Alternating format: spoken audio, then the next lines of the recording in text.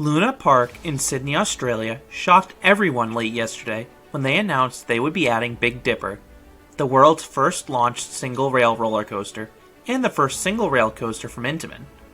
But that's not all. This ride is part of a 30 million Australian dollar expansion, which is equivalent to roughly 22 million US dollars or 18.5 million euros. This expansion will add 9 new rides in total to Luna Park. This video will cover not just the new Big Dipper, but it will also cover the expansion as a whole, what it means for Luna Park Sydney, and what the implications of the first Intamin single rail coaster are. Luna Park has been a staple of Sydney since 1935. This amusement park is a heritage-listed amusement park, which is the Australian equivalent of a National Historic Landmark. And this amusement park has a picturesque location overlooking Lavender Bay, just as you pass over the Sydney Harbour Bridge. But the park has had a tumultuous history, closing and reopening 4 separate times. And understanding this history is important to understanding the implications of the 2021 additions. The park originally opened in 1935, but it closed in 1979 after a tragic fire in the Ghost Train Dark Ride. The park reopened in 1982 as the Harbourside Amusement Park, but almost everything was replaced. The only things remaining were the iconic entrance through the face, the Crystal Palace bumper cars, and the Coney Island Funhouse. The park soon reverted to the original Luna Park name, but the park would close in 1988 since several attractions at the park were in a state of disrepair. In 1990, the park almost became home to apartment buildings, but the government-owned Luna Park Reserve Trust was established and the park reopened in 1995 after another overhaul. And this was headlined by the Big Dipper, an Arrow multi-looper. If you're familiar with Luna Park, you know this park is tiny. So Arrow had to get really creative with this coaster's layout to get it to work. A majority of the ride was contained on a thin sliver of land between the park's buildings and cliff backdrop, with another small section passing over the pre-existing midway. And the ride's 2 inversions didn't occur until the very end of the ride, which was odd for an Arrow looper. What should have been the park's signature attraction quickly became a headache for the park. The POV footage that I'm showing is from the coaster's current location at Dreamworld in Queensland, Australia, where the coaster currently operates as Hot Wheels Sidewinder. And you may be asking, why is the coaster no longer at Luna Park? Well, it's the same reason why the park had to close again in the following year in 1996. Noise. Nearby residents and businesses opposed the coaster's construction from the start, but the opposition to the ride only grew once the 131-foot-tall or 40-meter coaster finally opened. Anyone who has ridden an Arrow looper knows the chain lift has a distinct and iconic sound that no one would describe as quiet. Combined with the screams of riders, this caused the park to close in February of 1996.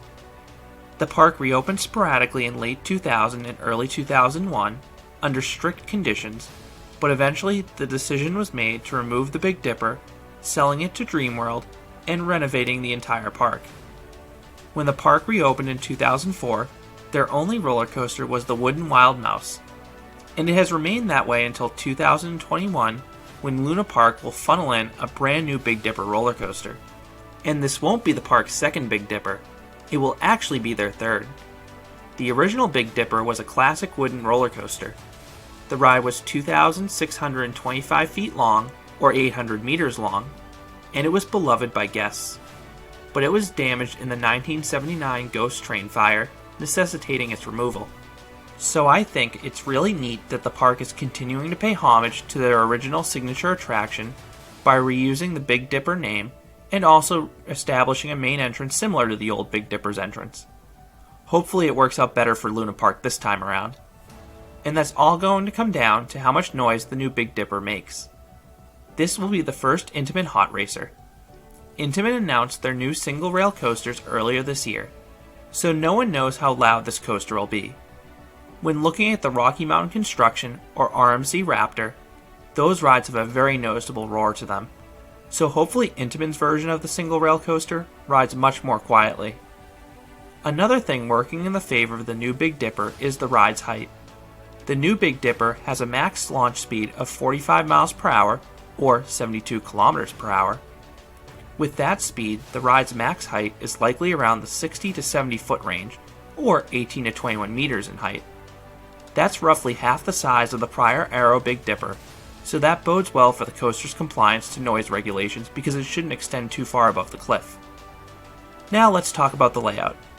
It's very compact, and it occupies the same sliver of land the previous Big Dipper did. Once you roll out of the station, you turn to the left and immediately hit a short launch sequence. This looks similar to the first launch and Cheetah Hunt that just gets you up to speed for a later launch. You then go through this slalom section that looks like it'll give a tiny bit of airtime, and then you hit the main launch, which goes right into a non-inverting loop.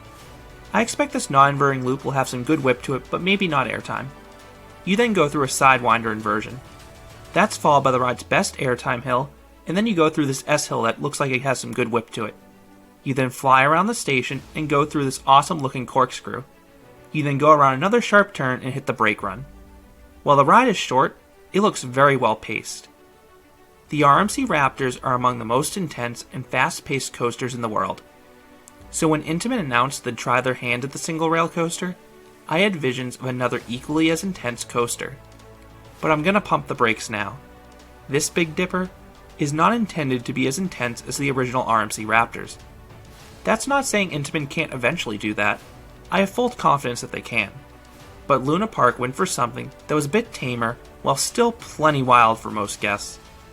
And I can say that pretty confidently this ride won't match the intensity of the RMC Raptors because like several of the other Intamin coasters that have been designed lately, the animation lists the forces on several of the coaster's elements. And the strongest airtime moment appears to be the negative 0.3 G hill after the Sidewinder inversion, which is orders of magnitude weaker than the airtime you'll get on an RMC Raptor. However, the biggest thing with this coaster looks to be the pacing, and that non-inverting loop could have some really good whip if it rides like the one on Flying Aces. Plus, the second half looks to have some really compact elements that I think could pull some good Gs. And you have to give Intamin credit for even cramming this ride into such a tight space, especially since much of the ride and the support structure goes over buildings and pathways.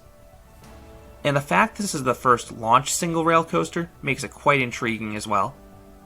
Plus, this coaster looks to have the awesome Intamin lap bars you'll find in their newer launch coasters like Red Force and Velocicoaster. This is a major advantage over the over-the-shoulder restraints you have on the RMC Raptors. Needless to say, I'm very excited to see how this coaster will ride once it opens. The park expects the new Big Dipper to open in late 2021 around November or December. The rest of the expansion is expected to be open by July of 2021 for the school holidays. So what else is the park getting? Along with Big Dipper, the park mentioned that they were receiving 6 kiddie rides. And from the promotional images, it also appears that they'll be receiving a Frisbee and a family shuttle coaster. But in order to add these rides, the park had to remove 9 of their current attractions. That's roughly half of their rides, so that's quite the shakeup for this park. So what rides are leaving? It will mostly be the attractions at Maloney's Corner at the far end of the park. 7 of the removals have been confirmed as the Huss Ranger, the Tumblebug Huss Troika, the Spider Huss Breakdance, and 4 kiddie rides. The last 2 rides being removed appear to be the Power Surge and Roundup based on their location and absence in the promotional images. So what's replacing all these rides? Let's start with the Family Shuttle Coaster. From the promotional image, it appears to be a clone of Adventure City's Rewind Racers, which is a 39-foot tall or 12-meter tall Gerstlauer shuttle coaster. Having ridden Rewind Racers, I can say it's a smooth coaster that's enjoyable for all ages. It's not super intense, but the backwards element is pretty rare for a family coaster, and younger riders love this coaster. But this won't be the only roller coaster added. From the images, there also appears to be a kiddie coaster consisting of a single helix. The layout looks very similar to Klein Czar at Hansa Park or Stampenon at Leesburg, which are Preston and Barbieri mini coasters. Whatever the make and model ends up being, it's great the park is finally getting a kiddie coaster. 3 of the other kids' rides appear to be a small balloon roundabout, probably a Zamperla Samba balloon, a small balloon Ferris wheel, and a kiddie drop tower. I can't see the last 2 kids' rides, but there appears to be an awning in the middle of the shuttle coaster's helix, so maybe that's some sort of kiddie roundabout. Or it could be the coaster's queue line. We'll have to wait to find out. The final adult attraction being added is a Frisbee that appears to be called the Sledgehammer. It's unclear if this model will invert or not, or who the manufacturer will be, but the ride's max height appears to be just a smidge taller than the Big Dipper's non-inverting loop. It should be one of the park's best flat rides. This is a massive facelift for Luna Park, and you may be asking, why now? And I think both reasons are related to the COVID-19 pandemic. One, the Australian government wanted to pump more money into tourism following the down 2019 year. So it's not surprising this government-owned amusement park would lead the charge and lead by example. Second, this expansion is so ambitious, shaking up roughly half the park, that Luna Park will actually need to be closed during the construction. Luna Park is typically open year-round, so it makes sense to do this while the park would have been forced to operate under the COVID-19 capacity limits. By the time Luna Park reopens in 8 months, hopefully there's an effective vaccine and capacity limits can be lifted. That way, Luna Park can celebrate their grand reopening in style and see a proper return on their investment. 2021 looks to be an amazing year for Australia as a whole in the coaster industry. We already had Leviathan, the Gravity Group wooden coaster, coming to SeaWorld, and we also had the Mach Blue Fire clone coming to Dreamworld with the swing launch and spinning car. Now we have the Big Dipper coming to Luna Park. So those are my thoughts on the first Intamin Hot Racer and the Luna Park expansion as a whole. What are your thoughts on the Big Dipper or any of these additions? I would love to hear what you think down in the comments. If you enjoyed this video, I'd appreciate if you gave it a like and considered subscribing, because there'll be a lot more roller coaster and amusement park videos here at Canopy Coaster. Thanks for watching.